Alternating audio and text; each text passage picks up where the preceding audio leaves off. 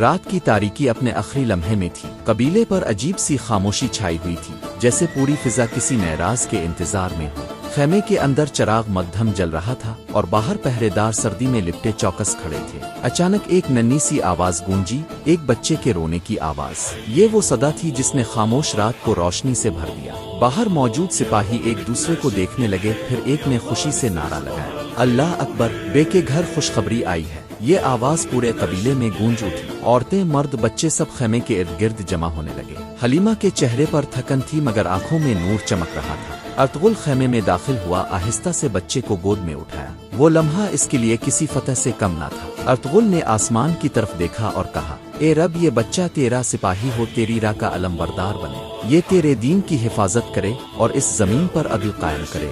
بامسی نے مسکرا کر کہا، یہ ننھا مجاہد ابھی رونے کے انداز سے ہی بہادری دکھا رہا ہے، بے یہ بڑا ہو کر دشمنوں کو کانپنے پر مجبور کرے گا۔ تورغوت نے دھیرے سے کہا، بے، اللہ نے تمہیں بیٹے سے نوازا ہے، یہ وہ وارث ہے جس کے ہاتھوں ایک نئی تاریخ لکھی جائے گی۔ ارطغرل نے بچے کو دیکھا، چھوٹا سا چہرہ مگر آنکھوں میں عجب چمک، جیسے قسمت نے خود اس پر ہاتھ رکھا ہو۔ اس کا نام عثمان ہوگا، ارطغرل نے کہا، یہ وہ شخص بنے گا جو انصاف کے خواب کو حقیقت بنائے گا۔ قبیلے میں جشن شروع ہوا، ڈھول بجنے لگے، عورتوں کی آوازیں فضا میں گونجنے لگیں۔ سب کے چہروں پر امید اور شکر گزاری تھی، مگر خوشی کے اس لمحے میں دشمن کے جاسوسوں نے دور پہاڑیوں پر یہ خبر پہنچا دی، ارطغرل کے خیمے میں وارث پیدا ہوا ہے۔ یہ خبر سن کر دشمن سردار کی آنکھوں میں نفرت کی چمک آئی، اگر وہ بچہ بڑا ہوا تو ہمارے لیے موت بن جائے گا، ہمیں اسے جڑ سے ختم کرنا ہوگا۔ اسی رات خفیہ حملے کا منصوبہ بنایا گیا۔ چند نقاب پوش سپاہی اندھیرے میں قبیلے کے قریب آئے، ان کا ہدف حلیمہ کا خیمہ تھا،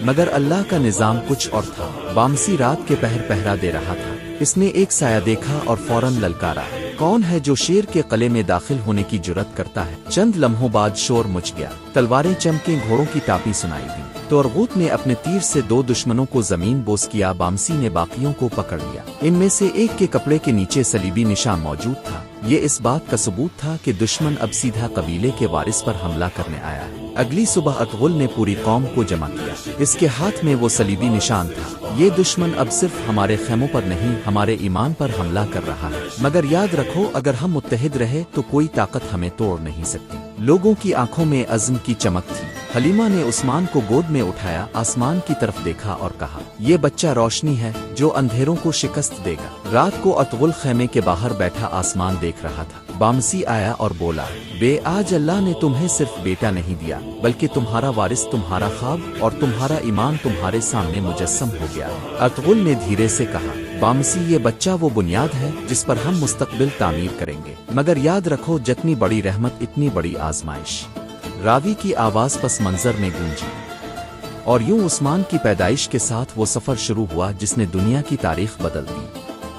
یہ محض ایک بچے کا جنم نہیں بلکہ ایک عہد کا آغاز تھا، ایک ایسی سلطنت کا بیج جو ایمان، عدل اور جہاد پر قائم ہوگی۔